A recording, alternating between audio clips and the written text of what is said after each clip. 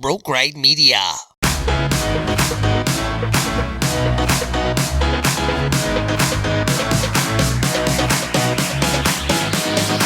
You're now listening to The Straight Shooter Show with your host, The Straight Shooter. Welcome to The Straight Shooter Show. Thank you so much for taking the time out of your day to spend with us. It means a lot to us because this show, after all, is just for you.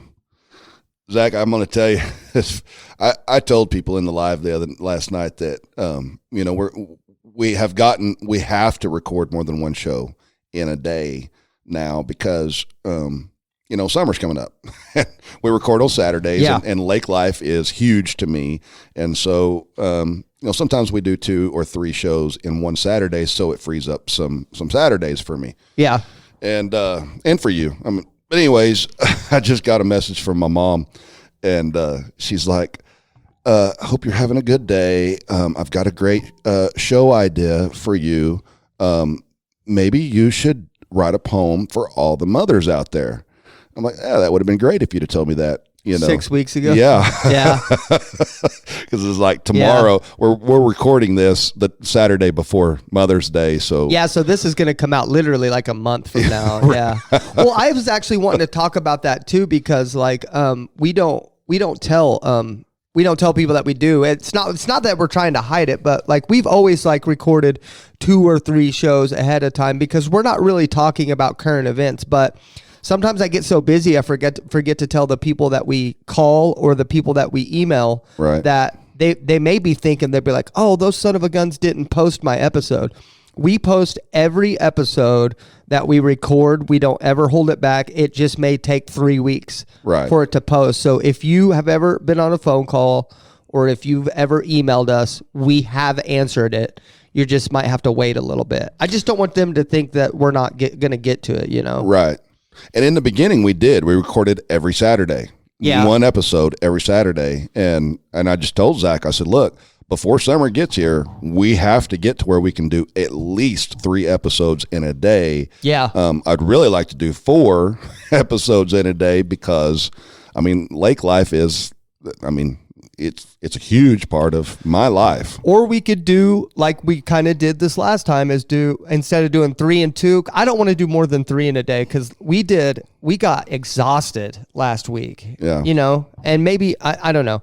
We just got exhausted, and the content will start to suffer. And I want to make sure we're giving the fans No, I agree. Good quality content. So what we could do if you wanted to take off 6 weeks, we could do 3 one weekend and then come back the very next weekend and do another 3. And then that'll be almost the same as 4 in one weekend. Because if you're doing 4 in one weekend, you're still only having 3 weeks off. But if you're doing 3 and 3, then you're having 5 weeks off. All right. So look, we're just going to have to plan it this way. We're going to have to keep an eye on the forecast. Yeah. And on Saturdays where I know it's going to rain, be a torrential downpour, we're doing 3 episodes that Saturday. Yeah. Yep, for sure. But we got to get guests to cooperate with that. Yeah. Well, we're getting more guests as the time goes along. We don't have one today. Right. Yeah, no, we don't have one today, but we have a bunch of emails that we have to answer.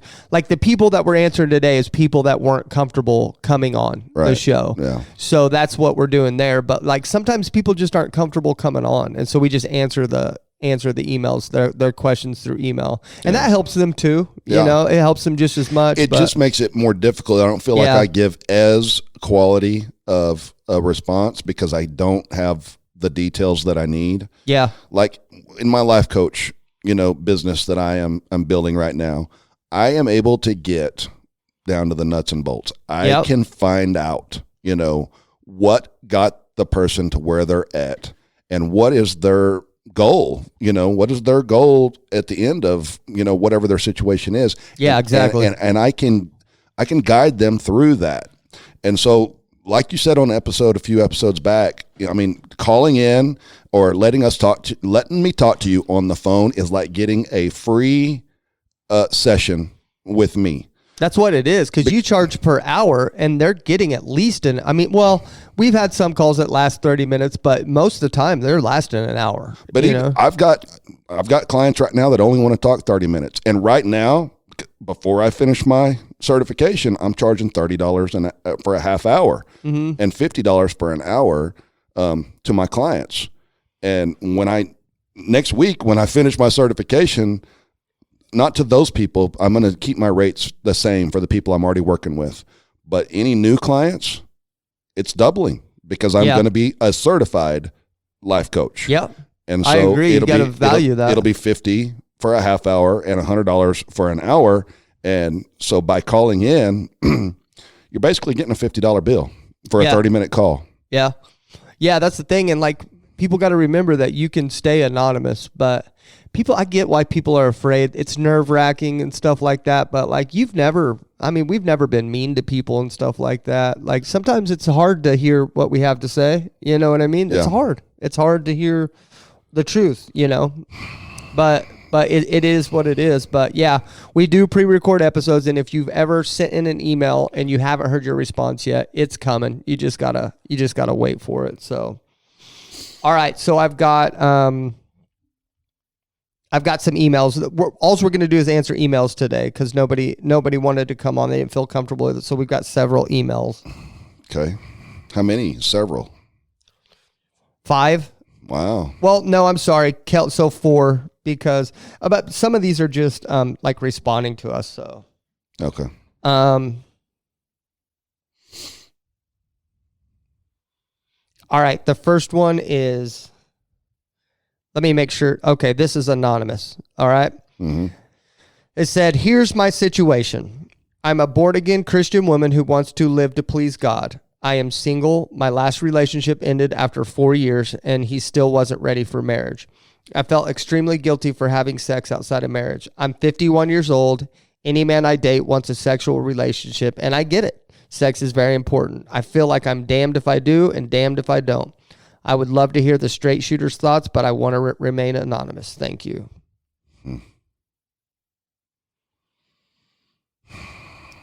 You're torn on this one, huh? A little bit. I understand where she's coming from. Let me ask you a question to help you think about this a little bit. Because you're a Christian guy, right? Yep. Like, let's say you met a girl right now and that you loved everything about her, right? Well, because you've said you don't want to get married again. I will not get married again. So what if you met a girl that she checked all the boxes, and I mean all of them, dude, but she was like, hey, listen, I'm a Christian woman and I want to hold myself to marriage. That's a deal breaker for you then? Yes. No shit. Yep. Damn. Yeah. I mean, she's 51. I'm not saying it's not possible. I mean, I'm sure she can find a man that is okay with getting married again at that age. I mean, people get married again at that age.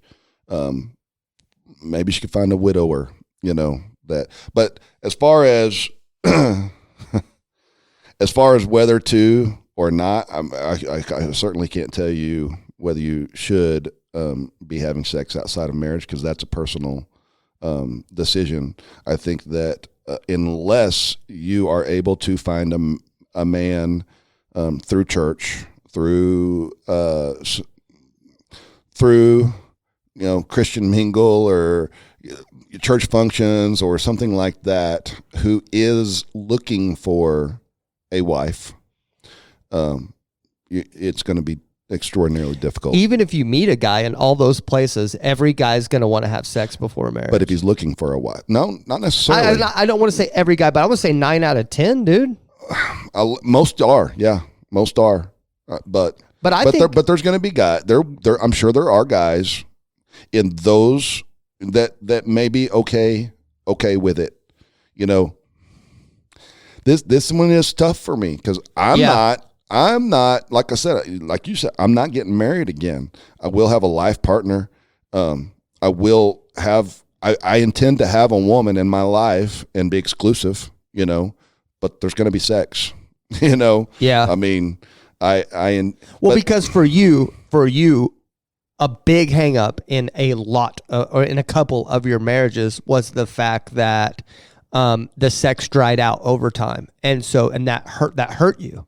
Yeah. And so you need to be able to see that that's not going to be an issue before you commit to somebody. I can Right. see that with you, and I wouldn't actually necessarily say that's wrong, but like I kind of agree with the concept of waiting till you're married to have sex. You see what I'm saying? Like, here's what I'll tell this person that's emailing. If it's in your values, if it's in your heart, and you believe that you really need to wait till your marriage, I think you should stick to that. Like, I believe God convicts us all of different things, and it's for a specific reason. You see what I'm saying? Like for example, I don't know. For example, I take kratom, right? And then I have another buddy that's a Christian that takes kratom. It's completely legal. It's a plant. It's 100%. My buddy takes it and doesn't think there's anything wrong with it and doesn't feel convicted not to take it. I'm not going to sit there and tell him that I think that God's going to condemn him for doing it, but I don't think God wants me taking it. You see what I'm saying? So that's something that I have to deal with God, that I have to do that. So if God's convicting her not to do it, then there's probably a reason not to do that. You see what I'm saying? Like, Okay. I mean, it's kind of off the subject, but my second wife, we'd already had our son. We'd been living together for 2.5 years. That was one of the relationships where the sex did, dry up. It had dried up already, prior to us getting married. And she told me, she's like, we were like getting ready to. We were in the bed. And she actually stopped, and she's like, I don't feel comfortable anymore having sex until we're married. I will feel better about it once we're married, and then I'll want to. We got married 3 weeks later. Nope. Still. so that's what I'm saying with you. That's like someone like this person would be like, you've got to be able to see that that's not going to be an issue. Well, and it is typical right now. I don't know if it happens with men, so I'm just going to say women hold that over a lot of guys' heads. I have a lot of friends that women hold sex over the guy's head. You see what I'm saying? And that's not okay. Yeah. So I get where you'd want to see that, but particular for her, if she feels convicted about it, I don't know. Especially, I'll say this, if you're not one of those people, if you're not going to hold sex over a guy's head, if you're meeting a guy and he's like, man, and like say he is like Jason, is like, man, I've been in marriages before where my wife has held, sex over my head, and I feel like, I want to see that that's not going to happen before I commit to you. That might be something that you're going to have to reassure him about. But like, listen, I'm just not comfortable having sex until marriage. I assure you, I'm going to be a freak once we do it, and we're going to do it all the time, and it'll never stop. You'll have to find a way. People can tell when you're telling the truth, man. Bottom line, even if you don't realize it, you subconsciously can tell when you're being honest and genuine. Yeah. I'm going to maintain to what I said earlier, that if withholding, abstaining until marriage, that you need to look for you need to look where men would be, that like Christian mingles or church functions, things like that you're going to be more likely to meet a man who shares the same idea, the same concept, the same values as you do when it relates to premarital sex. So I think if you are looking for men in other places, then you're probably going to be, 9.9 out of 10 unsuccessful in getting them to abstain with you. Yeah, and then, if you're hanging out, it's going to be hard for you too. If you're hanging out in close quarters with them, it's going to be hard for you too. So you're just going to have to, like, if that's something you want to stick to, and that's something you've decided you want to do, you're going to have to, it's going to be a lot of hard work, don't you think? Because in our society today, it's just normal to have sex before marriage. It is normal anymore. And maybe it's wrong, but it is normal. But when I say I'm never going to get married again, but I say I'm going to have a life partner, and maybe I'm just rationalized it in my own brain to make it okay. Maybe. I don't know. But to me, if I am in a committed relationship where I am with one woman, I'm exclusive with her, especially if I'm living with her, even if we have not gone to the courthouse and signed the dotted line, that's basically my wife. I mean, I'm not out whoring around, with multiple women.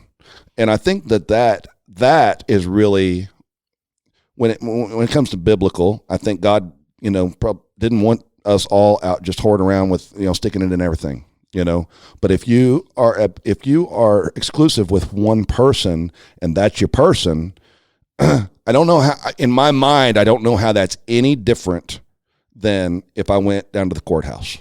I'm still being faithful to one person. Yeah. So, well, I'll tell you this. I think I've told you this story before, but I don't know if I've done it on air. So I'll tell this story. But when my wife first moved in with me, I wasn't sure that I wanted to spend the rest of my life with her, but we were having sex, and I felt very convicted by God about what I was doing, premarital sex with her. I felt very convicted, and I'd always pray in my bathroom. I'd get down on my knees and pray in my bathroom. I still do that, but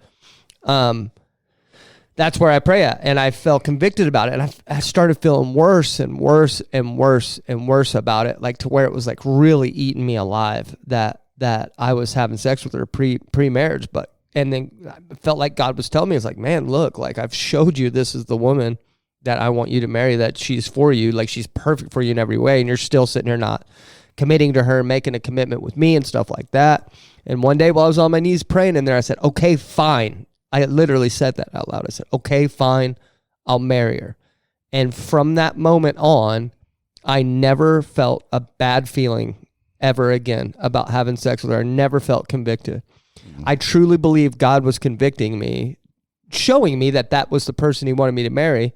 And when I committed to her that moment, even though I hadn't married her yet, in God's eyes, since I committed to God and made God the promise that I was going to marry her, I was married. So do you think that if I never, like, let's say I made that commitment to God right there, let's say I never would have went through with the actual marriage with her, do you think if I would have split up with her, that would have been a divorce to God?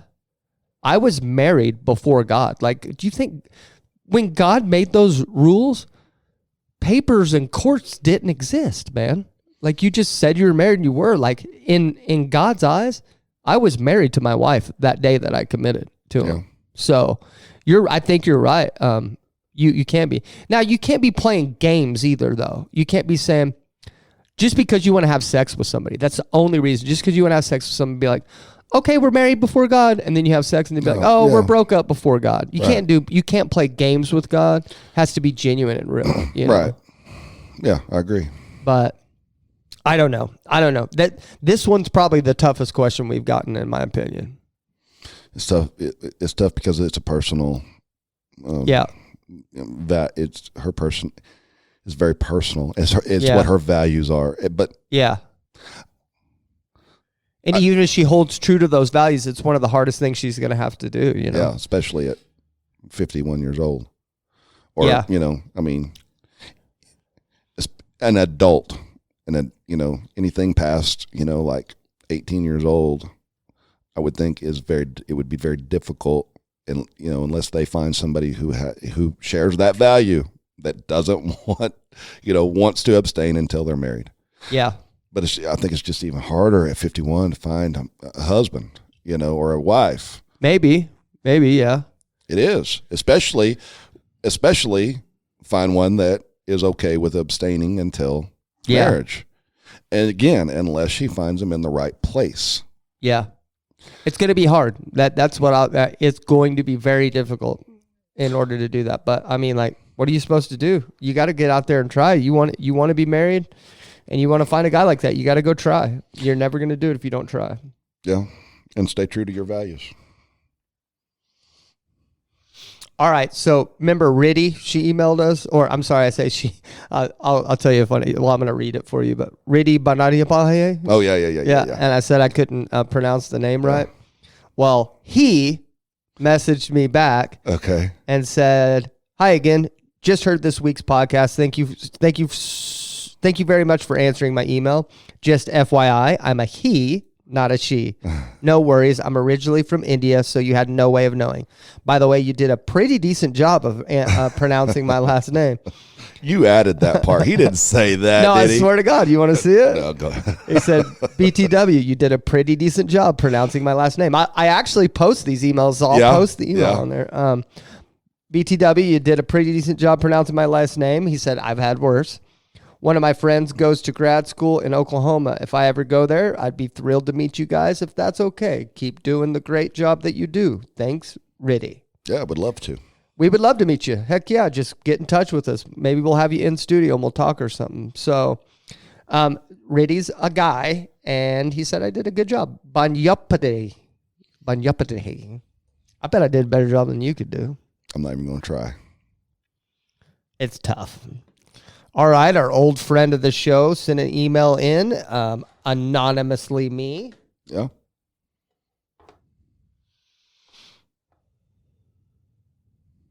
Well, I know who that is. Yeah, you know her name, don't you? Yeah. Well, we can't dime her out. She said, "Hello, Jason. This is an interesting perspective.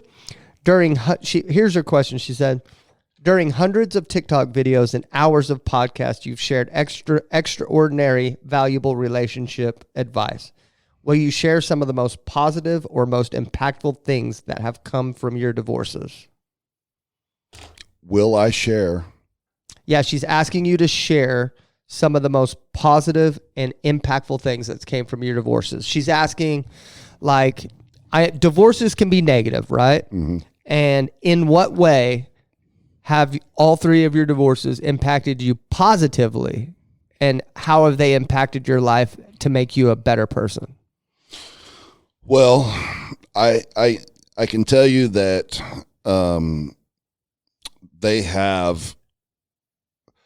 I have learned from each divorce marriage that resulted in divorce. I have learned better how to read situations. I have learned what I am personally willing to not accept any longer. Yeah. Going forward. I can tell you that after my first divorce, I genuinely felt like I was in a better place in life when I got out of that marriage. When I got out of my second marriage after the divorce, I genuinely felt like I was in a better place once I got out of that marriage, a better place in life. Like when I divorced my first wife, I looked back after a while and thought, man, why did I shouldn't have stayed in that as long as I did. You know, I'm so much, my life is better now. When I divorced my second wife, I felt not only better than I was in a better place in life from then, but clearly in a better place than I was from the first one. And since my third divorce, I don't know that I've had that epiphany yet. I mean, I'm good where I'm at in life. I'm happy. I'm a happy person. But I think that once I move into a new relationship at some point, and not that I need a relationship to feel whole, because I am happy. I do my own thing. I have fun. I got my friends. I got my family. Got my son. I've got so much going on with, TikTok and the podcast and my training. And as soon as I get done with my schooling, I'm going to start back on my book. I've got stuff going on in my life. But I just think that once I move into another relationship down the road, I believe that I will look back and feel like, okay, I'm in a better spot now in my life than I was, then. But you don't have anything to reference it with because you're still kind of in the same spot as you were. Yes. Yeah, you don't have anything to reference it with. Well, and I don't know, you're good now, but you are 100% the type of person that needs a partner to, well, Yeah, you kind of are. You I need want. that. Yeah, you want it. I want it. Yeah, you're more. There's a big difference between needy and wanty. Yeah. And I'm very wanty. Yeah, you're definitely not needy, but what I'm saying is you would really like a partner to do it with. Yeah. One that's good though. You Yeah. see what I'm saying? I'm the same way, man. I don't think like now that I've met my wife and I've done it alone, but I wasn't doing it very good. Yeah. Does that make sense? Yeah. And so now that I have her, like I feel like I need her now because like I just don't I don't feel like I do it as good. She put a video. She put a video here. She said, "This is an interesting perspective." I'm going to play it real quick, see if it'll play through this. And maybe we can get a good perspective and talk about it. All right. Let's see if I can even pull it up. That you really want, or to find the person that is really meant for you, or to teach you how to be truly independent, or to teach you how to love yourself. What if everything that you're going through right now is preparing you for the life that you are meant to have? Changing my mindset saved me after my divorce. You have the power to choose your perspective. What if your divorce happened in order for you to have the life that you really want, or to find the person? Yeah. Okay. Yeah, absolutely. And I've said that recently, that I believe that everything I've gone through in my life, I think somebody actually asked me the question, do you think that all the stuff you've been through led you to this point, to be where you're at now, doing what you're doing? And I wholeheartedly believe that. I even talked about it in my live last night, that somebody said, if you could go back to like 20 years old, would you be a truck driver or would you pick a different career? And I told them, no, I probably wouldn't be a truck driver. I probably would have gone to HVAC school and been in heat and air. And then there's been times in the last year that I've wanted to say, you know, I believe I'm a damn good life coach. I've learned this over the last year through helping people and then getting feedback that how much I've helped them. So it gives me belief in myself that I am good at it because I have helped so many people. But I've wanted to say, if I could go back to 20, I'd be a life coach. But no, I would have been a horrible life coach at 20 or 22 or 23. I didn't have the experience. I didn't have the life lessons that I have now in my mid-40s. So, yes, all of the stuff that I have been through, including my marriages, divorces, coaching, my different careers. I mean, I've been self-employed. I've been, truck driver. I've been supervisors. I've done a lot in my life that has led me to where I'm at right now, and divorces are absolutely, part of that. Yeah, that's what's crazy is like right now, it's hard to see that everything, like literally everything happens for a reason. It's hard to see that when you're going through it though. And like, I have an example because right now I'm having to knock on people's doors in order to get business. Right. And that sucks, dude. It's the worst thing I've ever done, ever in my entire life. I hate it. Yeah. Knocking on someone's door and seeing the hatred on their face as soon as they do it, right? But for some reason, God's led me to where I'm at right now. And for some reason, because I didn't even know this industry existed a year ago, and for some reason, God led me straight into this. I woke up one day and I'm like, wait, why am I doing this? Like, it all just kind of happened kind of quick. And so I know it's God that led me into this. And I know I'm doing this for a reason. I just can't see it yet. And whether it's a good or bad reason, I don't know. I'm just going to keep doing it. And hopefully it makes me a better person. It's got to. If I keep knocking on people's doors and keep feeling this negative feeling, but I find a way out of it or find a way to get better at it or whatever, then I'm surely going to be a better person in some way, shape, or form, or it's preparing me for something bigger and better, right, if that makes sense. But it's hard to see it when you're going through it. It's hard to see when you're going through something bad. All you know is that you want it to stop. Right. You want that bad thing to stop. And sometimes you find a way out. But sometimes you got to hang in there, you know what I mean? And go through it in order for you to be a good person. Because just like all three of your divorces that you went through right now has formulated this person that is freaking done. See how I didn't say the F word? See that? I'm proud of you. but you're freaking done, man. You know exactly what you want. You're not going to settle for anything less now. You see what I'm saying? Yep. And someday you're going to be in a perfect relationship because of that. You're going to be in a perfect relationship because of that. That's what you have to look forward to. It's hard to see that right now, but that's what you have to look forward to. It's not hard for me to see it. I'm not ready to go out tomorrow Right. and get her, whoever she is.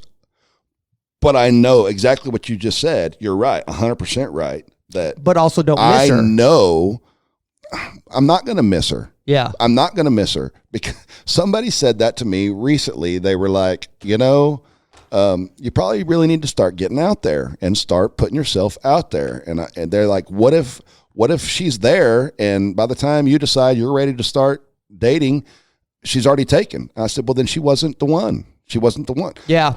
The one, that's going to be for me will be there. And I said, look, I've got a lot to offer, and I do. Not in a conceited way. I have a lot to offer. A man who has a lot to offer will always have plenty of options.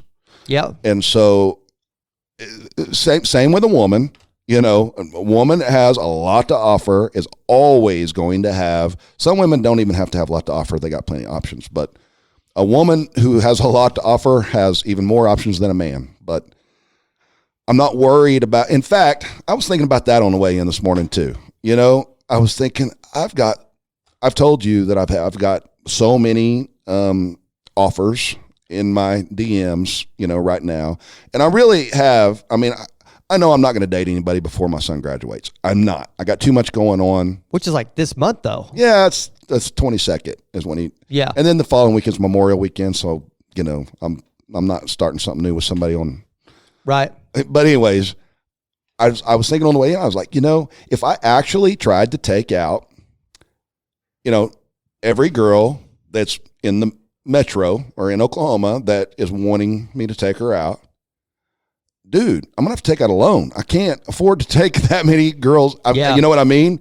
It is going to cost me entirely too much money. I thought, maybe I ought to do a TikTok and say, look, if you're a woman and you live in Oklahoma and you want to go on a date with me, I will let you take me out. Yeah. We will go to dinner. We will have a conversation. We will talk about whatever you want to talk about, or we'll go meet for coffee. I'll give you a day. But I can't. There's no way I'm going to, it costs, because when I go out on a date, it's going to cost me $150. So, well, if you're just like with the goal, you could be upfront with them, be like, hey, listen, like, these dates are costing me a lot of money. I'm kind of, keeping my options open right now. How about we just go to the park and go for a walk and talk? Yeah. You don't look like a walker though. Do you walk? No, not anymore than I have to. Not really. Well, go, I don't know. Shit. Go to, I don't know. I said fuck again. Damn it. But what I'm saying is like, yeah, and you were right about that. I had something to add to that. Like when I was younger, when you said sometimes girls don't have problems finding options, and they don't have a lot to offer. Right. That's all. Yeah, that's all you had. When I was younger, that's all you had to have was a nice ass, and I was in. So, But now I do pick, like, looks mean nothing to me now. Looks mean nothing to me. They mean something. Well, yeah, like I'm extremely attracted to my wife, and I chase her around the house patting her butt all day. In fact, to where my youngest son does the same thing, and I'm like, no, Jonah, you can't do that. That's for me, buddy. But like, it's less important for me now. Looks is less important for me now than it used to be. It's more substance for me now. And I know it's different for everybody else. And it is, like, for you, aesthetics is important to you. Aesthetics is very important to me. Yeah. But it is definitely, I'm not going to be with somebody just because they are aesthetically pleasing. Yeah. They have to bring a lot more to the table than that. Yeah. Yeah. Okay. So I hope we answered your question there anonymously, me.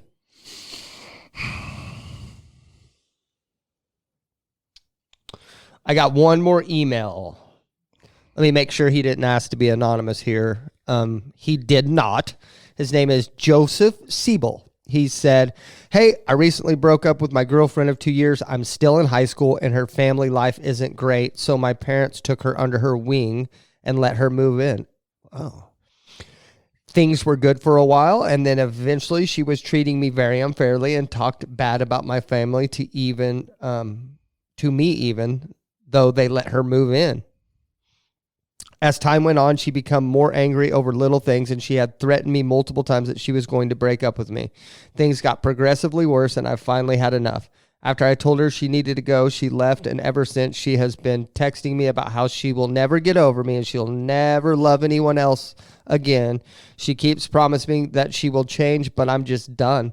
How do I stop feeling bad for her? It is really starting to affect me because I wish her the best, but at the same time, I had put up with her attitude problem and trash talking for so long. Also, how do I stop feeling like I will never love anyone the way I loved her in the beginning? That's it. That was it. That was the end of it. So I got it. Sounds like he's still in love. Sounds like he's still in love with her. I don't think he is. Well, it sounds like he more feels remorse for her and doesn't really know how to let her go. I would really like to know if this was his first love or not, Well, it probably was, being that young, but I'm going to say that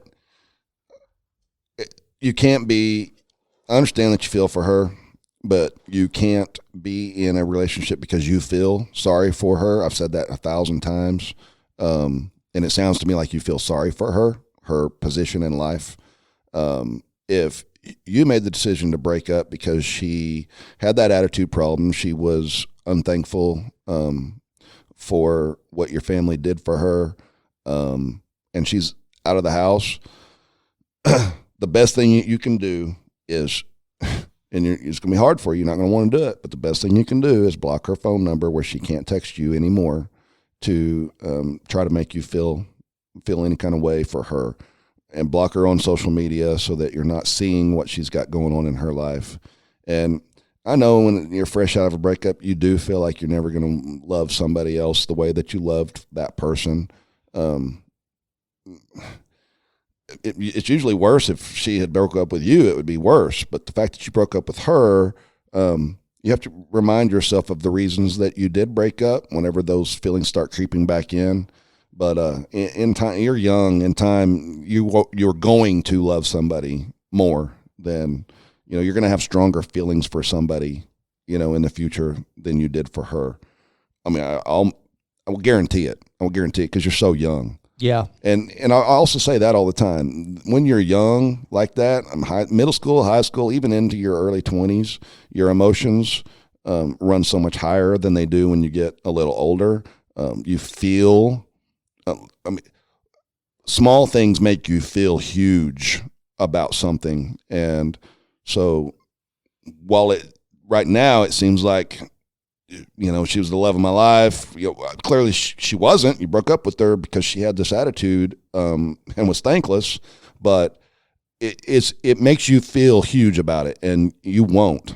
When you get a little older, the same exact scenario will not have the same effect on you. Nope, sure won't. And it took me a long time to realize this, and I wish I would have realized it younger, but I'll tell you this. You don't owe her a damn thing. Nothing. You owe her nothing. These feelings that you have towards her and her messaging you, saying all these things, she's making you feel like you owe her something. If you're truly done with her and you feel like you don't have a future, which that's what it sounds like it is, you've got to know you don't owe her a damn thing. You could literally either one of two things: tell her that you want nothing to do with her and that you never want to hear from her again, or you can just block her right now and just be done with her. Like Jason said, block her on everything and be done. And if she continues finding ways to get a hold of you, you may have to, I don't know. What would you say about saying something, not necessarily mean to her, but saying like, listen, dude, like I will never, like, or just being completely direct, say, I will never, ever, ever want anything to do with you ever again. Leave me alone. I agree. Before blocking, I think he should tell her, there's no future. I don't want to talk about it anymore. I'm done with this. I'm moving forward in my life. You should too. And I'm going to block you because I don't want you texting me all the time or texting me the things that you're texting me. So I'm giving you a heads up. I'm blocking you and I'm moving forward with my life. I think that's when I tell people that they should block people, unless they're coming out of a harmful relationship, an abusive relationship, those cut them off. There's no, they don't need to give them anything. But something like this, when I tell people to block them, I mean, maybe I should be clearer. I mean, let them know. Yeah. Let them know. Give them the reason. I am blocking you and because you keep sending me these messages and I don't want them anymore. Yeah. So it's okay to be direct. I can't leave you there where you're able to send me messages anytime you want. Yeah. And I'm trying to move forward in my life and, maybe I'm going to be seeing somebody else. I mean, you don't have to tell them that, but I mean, if you start dating somebody else, you don't want the ex texting you this kind of stuff. No. It interferes with your new prospects. Yeah.